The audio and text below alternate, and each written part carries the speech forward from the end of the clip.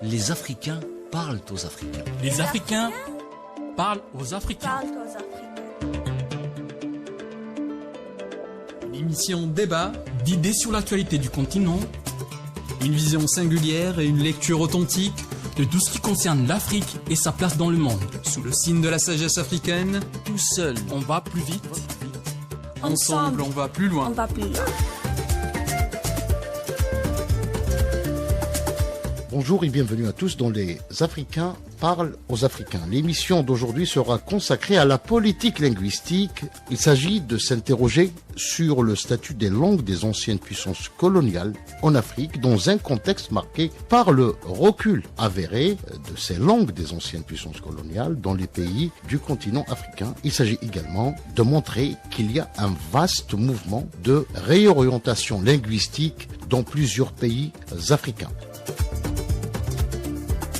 M'accompagne dans cette émission aujourd'hui Joseph Aonda, Mezhoura Lahiani et Samuel Akizimana. Les Africains parlent aux Africains. Les Africains parlent aux Africains. Pour entamer cette émission, j'aimerais d'abord avoir vos réactions par rapport à cette décision prise par le gouvernement malien par rapport à la langue française. Vous savez que depuis le 22 juillet, le français n'est plus une langue officielle au Mali. C'est une langue qui a été déclassée pour devenir une langue de travail depuis donc le 22 juillet dernier. Joseph. Je trouve que c'est une décision déjà mémorable et historique. C'est un pas vers l'avant pour, d'une certaine manière, faire mettre les Africains à l'avant sur le plan des langues. Parce que voilà, l'imposition de la langue française au niveau du Mali, comme dans toute autre colonie, c'était sur le plan politique et ça avait un impact beaucoup plus économique également pour la France en fait. Ce changement va permettre à ce que les Africains, particulièrement les Maliens, puissent se réattribuer déjà sous une forme culturelle, sous une forme traditionnelle, leur langue parce qu'il y en a plusieurs qu'ils ne la maîtrisaient pas. Donc je trouve que c'est une très bonne décision de la part Samuel de l'administration. Une décision franchement très forte, c'est une décision forte, il faut l'avouer. Mais j'y reviens sur ce que Joseph a dit et je l'appuie en disant c'est une manière aussi de réaffirmer nos langues parce que on peut se poser la question en disant pourquoi on a mis les langues des colonialistes en avant plus que même nos propres langues. Donc c'est aussi un retournement de la situation. Oui, ça aura des conséquences certainement, mais c'est aussi un retournement de la situation où on voit que en Afrique, on commence à considérer, à avoir d'autres points de vue en disant devant aussi en avant nos propres langues. Parce qu'il y a, nous avons des langues, mais juste pour dire quelque chose, parce qu'avant, on associait la langue du colonialiste comme la langue intellect, et on considérait nos langues comme la langue des sous-développements, etc. Oui. Mais c'est pas le cas. En réalité, c'est pour montrer que nos langues aussi, on doit les valoriser, même au détriment de langue des colonialistes. Donc c'est une décision forte que je tiens vraiment à saluer pour le peuple malien. Moi aussi, je suis du même avis de Samuel et de Joseph aussi, parce que à la base, avant que les langues étrangères, on les adopte comme langue officielle en Afrique, on avait déjà des langues. Donc c'est une façon de réaffirmer notre identité surtout. Et c'est important d'avoir une autre propre langue comme langue officielle. Alors, j'aimerais vous donner donc un point de vue, un vieux point de vue, celui de l'écrivain et intellectuel kényan, Ngugi wa Thiong'o, qui a fait un constat accablant dès la fin des années 70, en 1979, quant au sort réservé justement aux langues africaines face aux langues des anciennes puissances coloniales. Ces langues, écrit-il, ont été associées à des attributs négatifs dans les universités et les écoles, c'est-à-dire elles sont associées au sous-développement, à l'arriération, à la misère, etc., au lendemain de l'indépendance. Juste Samuel, avant de donner la parole à Joseph, je peux dire, ça c'est une histoire qui m'a marqué parce que je me rappelle à une époque, nous à l'école on nous frappait quand on parlait nos langues parce qu'on nous obligeait à parler la langue française. Parce que quand on était dans la cour, en tant qu'enfant, Des fois, parce qu'il y a des enfants qui maîtrisent pas réellement la langue française. Oui. Du coup, même dans les locaux des écoles, quand on jouait, et qu'un enseignant t'est trouvé, par exemple, en train de parler le swahili, il t'est frappé et tu étais puni. Pourquoi?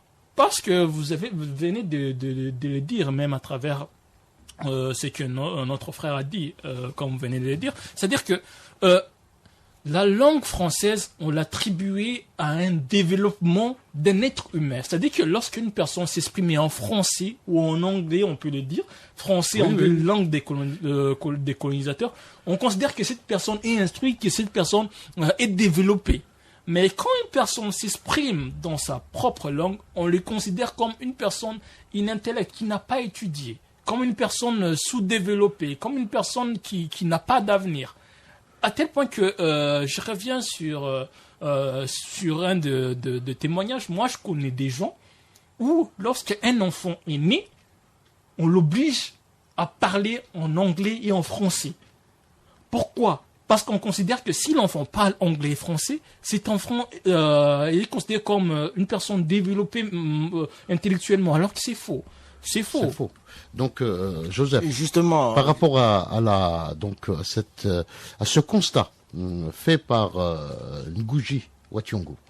c'est un constat vraiment très très important. C'est un écrivain anglophone, je dois le rappeler. Voilà. Justement, c'est une remarque qu'il a eu à constater. Il estimait justement que elle est un peu, malencontreuse. Si on parle du cas de figure de ces langues-là, la vision du colon a toujours été celle de la langue africaine, c'est la langue de l'indigène. Oui, elle a toujours été très péjorative et ça, c'est une propagation qui a été mise en place sur un plan politique même, de faire de telle sorte qu'on puisse réduire à néant notre compréhension, à nous-mêmes, des valeurs, que ce soit des valeurs de la nature et tout le reste, au travers de la langue. Parce que on va constater qu'au niveau de nos différentes langues, il y a des appellations qui n'existent même pas en français. Il y a des appellations qui identifient certaines choses qui n'existent même pas en français. Exactement. Voilà, que ce soit en français ou en anglais. Et comme Samuel a si bien dit, ça a toujours été vu comme un cadre de supériorité, de parler la langue française, de parler la langue anglaise. Si on va même sur le plan historique, c'est des Africains qui avaient déjà commencé à parler ces langues-là. Ils considéraient leurs propres frères comme des personnes aliénées. À ce moment. Justement, ce qu'on appelle l'aliénation mentale, l'aliénation coloniale. C'est Wa Thiong'o dont son fameux livre où il évoque justement cette politique linguistique dans les États africains, Mzhoura. Oui, effectivement. En fait, comme il a dit Joseph et Samuel, c'était le but des colons étrangers de faire de l'Afrique, d'avoir des langues de communication qui étaient leur langue et non pas les langues africaines. Pourquoi, quand ils étaient venus en Afrique, pourquoi ils n'ont pas appris eux-mêmes les langues africaines? Ils ont forcé les peuples à adopter leur langue comme langue officielle. Et d'ailleurs, un jour, je suis tombée sur une vidéo de Macron qui se plaignait pourquoi en Afrique il y a moins de peuples qui parlent français. Et il dit c'est malheureux parce que maintenant, actuellement, les peuples, les Africains, ils parlent moins français qu'avant. Si on va même encore Joseph, plus loin, quand par exemple tu fais une erreur en français ou en anglais, on se moque de toi. Exactement. Alors que tu sais très bien et correctement parler ta langue vernaculaire. Juste pour revenir aussi sur ce que Mzora vient de dire, en fait, la vidéo aussi, je l'ai vue. Ce qui est déplorable, c'est-à-dire que c'est un chef d'État français, il parle sur la situation africaine, où il dit que c'est déplorable que les nations africaines commencent à abandonner les Français. C'est-à-dire que si les nations africaines ne parlent pas français, ils ne vont pas se développer. Ça revient sur ça. L'aliénation, c'est comme si, en tant qu'Africain, si on ne parle pas la langue française ou l'anglais ou les autres langues, c'est comme si nous, on ne peut pas se développer. On est dépourvu d'intellect. C'est comme si on est dépourvu d'intellect. Non, le constat qu'on doit faire 60 ans après les indépendances, un peu plus pour certains pays africains, nous remarquons que ces langues, que ce que nous a vendu donc à la fin des années 50 ne fonctionne pas parce qu'on considérait que les langues des anciennes puissances coloniales étaient les langues du développement. Or, est-ce que ces langues ont permis à plusieurs pays de se développer? Je pourrais venir à ça. On prend l'exemple de la Chine. Oui. Est-ce que la Chine favorise quelle langue dans leur pays? Oui. C'est le chinois. Les enfants les enfants étudient dans leur langue. Et regardez où ils sont actuellement. C'est pour dire quoi? Si vous imposez une langue, par exemple, je prends par exemple dans mon pays, si j'impose une langue dans mon pays, une langue étrangère dans mon pays, il faut comprendre qu'il y a des gens qui ne fréquentent pas les bancs de l'école. Les informations qui sont transmises, est-ce que ta population est capable de la recueillir? C'est là où il faut comprendre. Si, en tant que population, nous sommes divergés, on ne parle pas le même langage. Moi, je parle en français, soi-disant, moi, l'intellect, parce que j'ai étudié. Oui. Moi, je parle en français. Je communique avec une personne qui n'a pas fréquenté les bancs de l'école. Comment je lui transmets? Est-ce que le message que je lui transmets, il va comprendre ça? En fait, c'est là où ça se retrouve que, en réalité, si on avait communiqué, si on nous avait appris dans nos propres langues, c'est ce qui s'est passé, on acquiert des compétences. Ces compétences, on peut les transmettre à nos frères. Peu importe où il est, quand je lui transmets une information, il va l'acquérir. Lorsqu'une information est accueillie, c'est là où ça revient sur une phrase mythique de Myriam Makeba, et où il dit: la communication est une arme de construction massive qui change le destin, le cours du destin. Parce que lorsque cette communication, il n'est pas transmis à toute la population, il y a un problème. C'est pour d'où vous avez posé la question. Est-ce que depuis la colonisation jusqu'à aujourd'hui, est-ce qu'on voit un développement, on voit un changement? On voit qu'il y a toujours des problèmes parce que on a acquis ce qui ne nous appartient pas et on l'a plus valorisé à ce que nous avons déjà. En fait, si je peux rajouter quelque chose à ça, c'est que les langues restent un moyen de communication. Donc, c'est important d'avoir nos propres langues comme langue officielle, mais les autres langues aussi, c'est important c'est pas important, mais je trouve que c'est bien de les parler, c'est bien de les apprendre, parce que c'est une manière aussi de répondre aux autres. C'est un moyen de les répondre, de leur dire que maintenant, c'est fini, on a tout compris le jeu, et je vous réponds dans votre langue. Mais est-ce que vous comprenez ce que moi je dis? Pour préciser les choses, c'est adopter les langues des anciennes puissances comme étant des langues officielles. C'est par rapport à ça. Oui, j'ai compris. C'est pas l'enseignement des langues. L'enseignement des langues, donc chaque pays est libre d'enseigner une deuxième langue étrangère ou une troisième ou bien une quatrième langue. C'est pas par rapport à l'enseignement des langues étrangères, mais par rapport à l'adoption de la langue officielle. Voilà. Justement, au niveau de cette adoption, au niveau de la langue officielle, ça permet d'une certaine manière à une forme de division au niveau des peuples.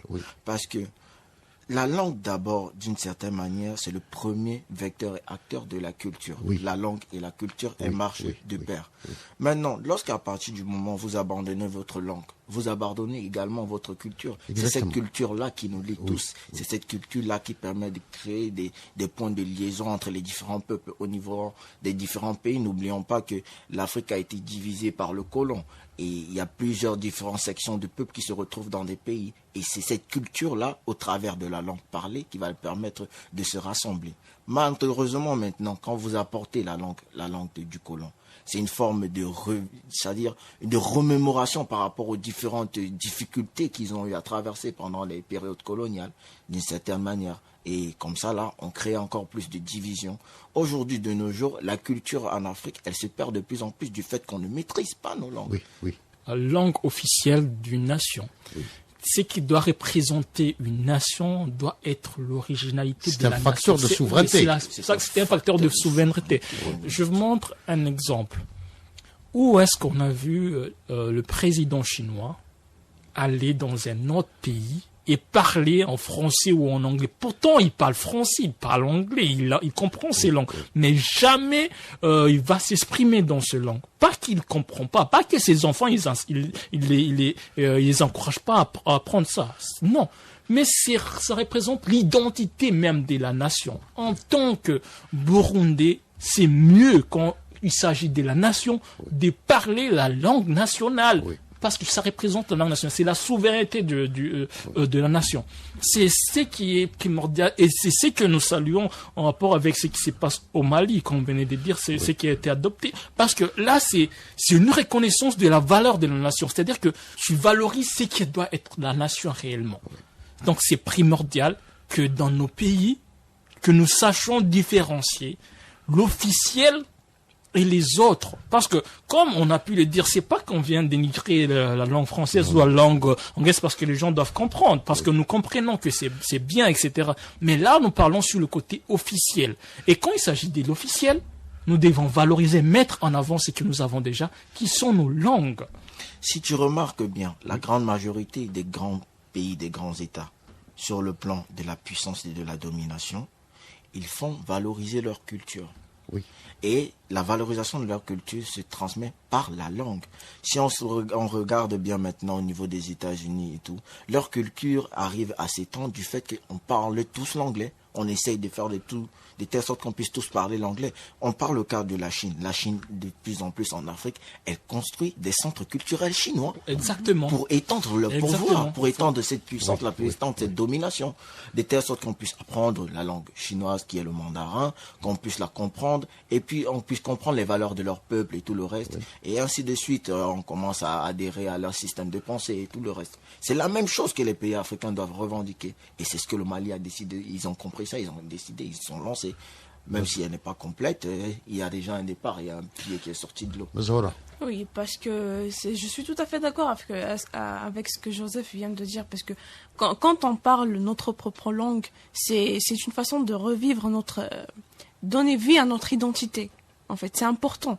C'est pourquoi je vais adopter une langue officielle qui n'est pas la mienne. Et justement, pour imposer ces langues africaines, pour les développer, est-ce que c'est pas nécessaire de produire dans ces langues, c'est-à-dire d'écrire, de faire des films, d'écrire des pièces, des représentations théâtrales? Oui, je tiens déjà à saluer parce qu'il y a des activités qui se sont déjà lancées. Moi, je vais parler de l'Afrique de l'Est, oui. La communauté de l'Afrique de l'Est, où le Swahili est connu comme une langue administrative oui. et officielle. Oui. C'est-à-dire que dans plusieurs pays, le Burundi, le Rwanda, la Tanzanie, l'Ouganda, le Kenya, le Soudan du Sud, la RDC, donc c'est plus de 7 pays, etc., où le Swahili est mis en avant, c'est-à-dire que c'est enseigné dans les écoles. Pourquoi? En fait, c'est pour valoriser cette langue qui est là, parce que c'est une langue, ça vient de langue bantou, oui, on peut parler de ça. Oui. Donc il y a une originalité qui est là, donc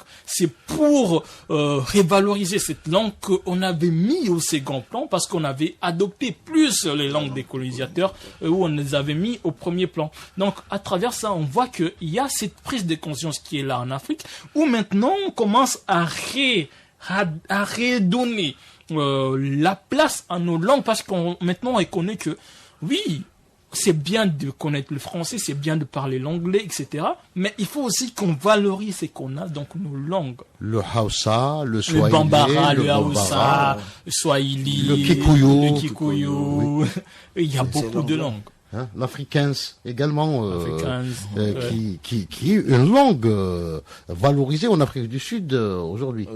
Joseph. Bon, tout autant que les langues dérivées de la langue bantou, les Zoulou, on va parler du Lingala, qui oui. est une langue aujourd'hui, elle est transmise au niveau de...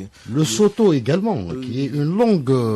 Vous allez remarquer même, la grande majorité des artistes qui ont eu à percer dans la musique dans les aïeux, ils les faisaient dans leur langue. Surtout, on peut rendre hommage aux Congolais, avec les Fally Ipupa qui écrivent dans leur langue. Et ça transmet...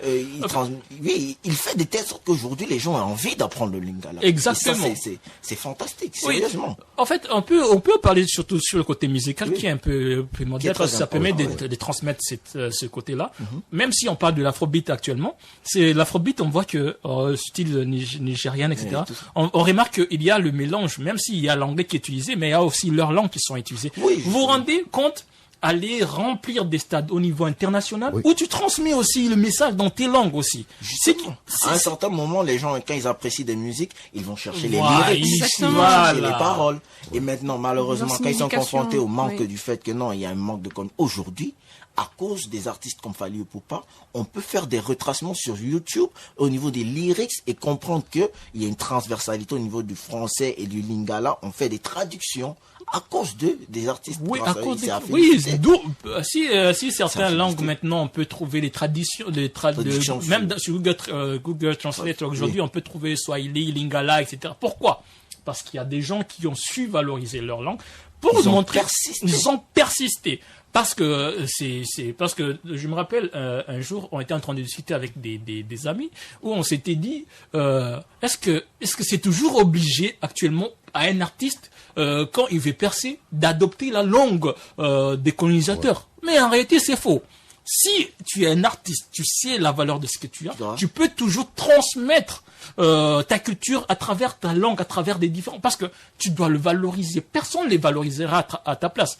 En parlant surtout sur la musique avec les Fally Ipupa, ils ont reçu etc.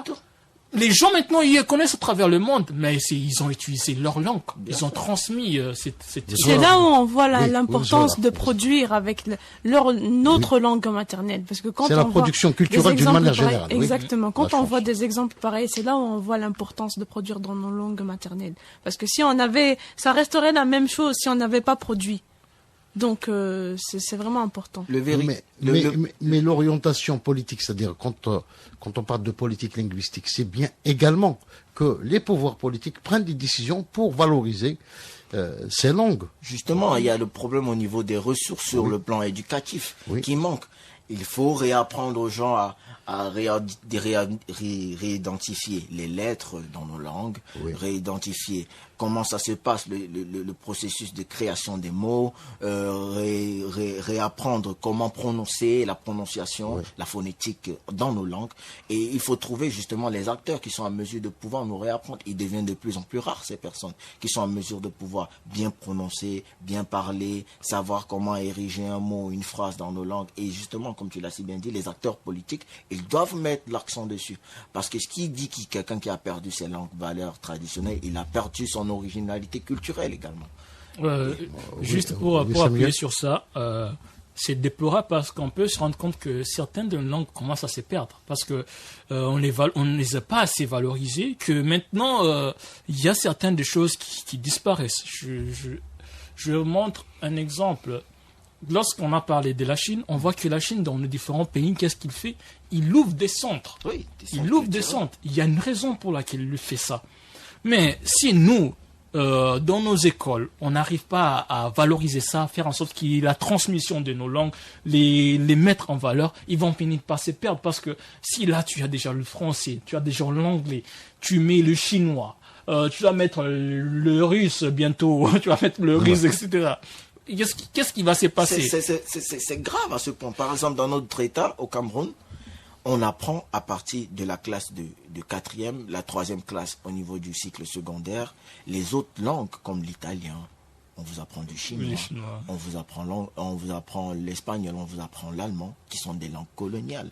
Certes, ils ont commencé cette vision-là d'adopter un peu de langue vernaculaire au niveau éducatif, mais elle amoindrit ce travail qu'ils ont commencé, il est vraiment amoindri. Ils doivent injecter beaucoup plus de financement par rapport à cela, parce que ça a trait également à la culture en fait, ça a trait également à la connaissance même historique du pays, parce que quand tu entends par exemple que peut-être Rumben Nyobe, qui est un Bassa, qui parle la langue Bassa, qui a fait tel pour le pays, quand tu attends un certain Antanganambala, il parle et tout. Quand tu arrives dans des quartiers où on appelle par exemple Vongantanabala, Mvonk, dans la langue Béti, ça veut dire famille, ça veut dire famille, c'est une signification.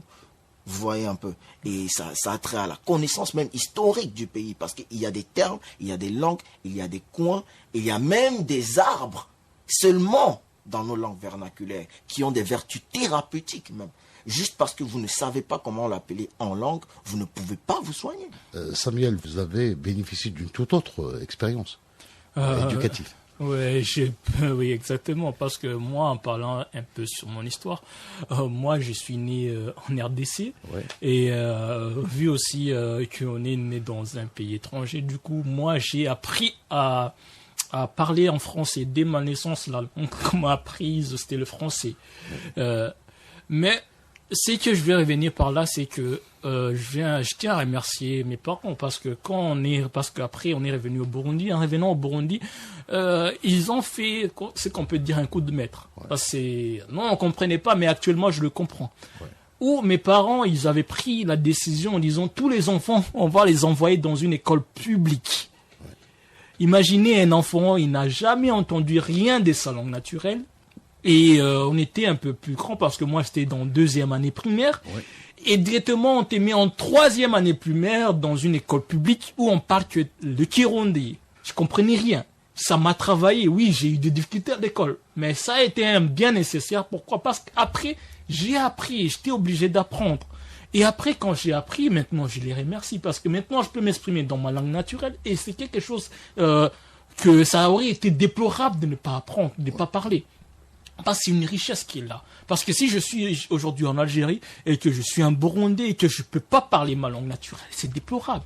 C'est qui est déplorable. Parce que au-delà de ça, c'est une identité propre. Il y a une fierté qui se dégage quand tu entends les gens Pourquoi parler. je vais valoriser la langue de l'autre alors que je peux valoriser la mienne? Vous voyez maintenant. La valorisation des langues africaines est une nécessité aujourd'hui. Bah, bien sûr, c'est Voilà. une nécessité. À mon avis, à moi, c'est que valoriser sa langue, c'est affirmer son identité.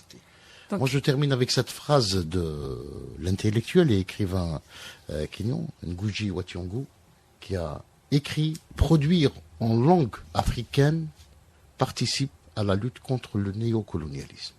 Donc c'est tout un projet. N'est-ce pas, Samuel? Ouais, c'est tout un projet. Et c'est à nous de valoriser nos langues. Personne ne le fera à notre place.